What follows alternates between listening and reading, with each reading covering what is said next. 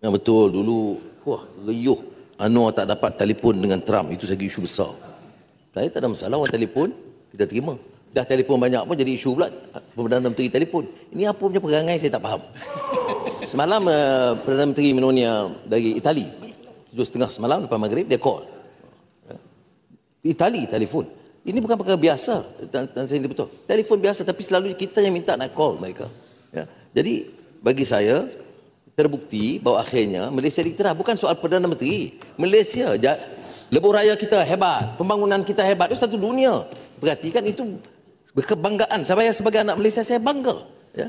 Kerana liputannya puluhan juta lihat ya tentang kejayaan kita, jalan raya kita kena disebut di situ, dan juga tentang pembangunan dan juga jasa kita dalam soal perdamaian Thailand Kemboja.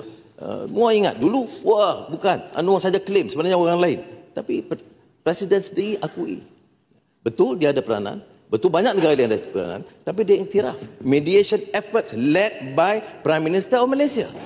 Ya. Tapi tentulah kenyataan itu menyakitkan setengah yang memang ada hati tersakit. Baik.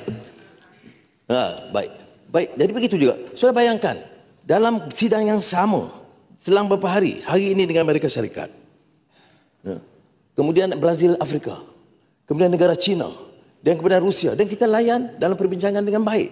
Sebab kita sebagai negara membangun, berkembang, dan relatif kecil, harus bekerja untuk meningkatkan perdagangan dan pelaburan dengan semua. Apatah lagi dengan keadaan sekarang, di mana nama kita harum. Nama Malaysia harum.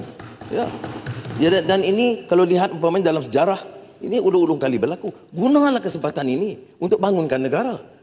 Janganlah rasa sakit hati kerana kejayaan negara. Ini kejayaan negara. Ya, Perdana Menteri boleh datang dan pergi.